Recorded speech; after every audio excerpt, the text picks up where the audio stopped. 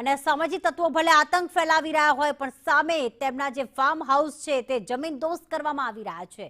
પાટણના જીલિયામાં farm house જમીનદોસ્ત થઈ ગયું છે। ખંડણીખોર ભાવેશ જીલિયાના પતનની હવે શરૂઆત થઈ ચૂકી છે। છેલ્લા 2 દિવસથી આ ડિમોલેશનની કામગીરી ચાલી રહી હતી। ચોટી ગેંગના લીડરનું રજવાડું પણ જમીનદોસ્ત કરવામાં આવ્યું છે। ભાવેશ જીલિયા વિરુદ્ધ અલગ અલગ ગુના નોંધાયેલા છે। દાદાના બુલડોઝરે લુખ્ખાઓને સ્પષ્ટ સંદેશ આપ્યો।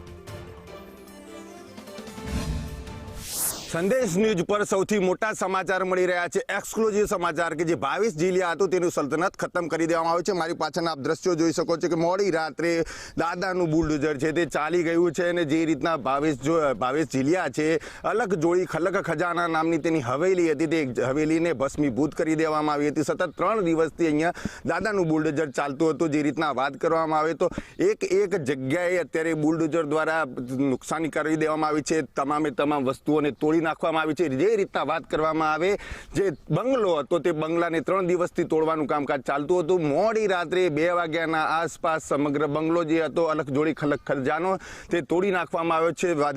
વાત કરવામાં આવે તો 3 દિવસ પહેલાથી જ આ જે સમગ્ર ફાર્મ છે તે ફાર્મને તોડવાની શરૂઆત કરી દીધી હતી।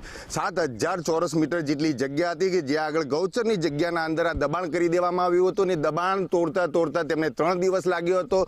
અગાઉના દિવસે તેમને છાપરા ઝૂંપડી સહિતની જે વસ્તુઓ હોય તે પણ તોડી નાખ્યું હતું। અને જે વાત કરવામાં આવે ગત રાતના મોડી રાતના 2 વાગે આ બંગલો તોડી નાખવામાં આવ્યો છે। ચુસ્ત પોલીસ બંદોબસ્તની સાથે આ સમગ્ર કામગીરી કરવામાં આવી હતી। મોડી રાત્રે કોઈ અરાજકતા ના થાય તે માટે કરીને અત્યારે સમગ્ર જે ઘટના છે તે જે સમગ્ર બનાવ હતો તે બનાવ્યો હતો। અને જે વાત કરવામાં આવે ભાવેશ જીલિયાની તો ભાવેશ જીલિયાના ઉપર એક ગુનાને લઈને હવે પોલીસ તપાસ કરી રહી છે અને વધુ એક પોલીસ ફરિયાદ પાટણના બી ડિવિઝન ખાતે 10 લાખ રૂપિયાની લેતી દેતી મામલે પણ નોંધી દેવામાં આવી છે। તો જે રીતના વાત કરવામાં આવે ચમરબંધીઓને ના છોડવાની, ટપરીઓને ના છોડવાની હરસંઘવીએ વાત કરી દીધી છે।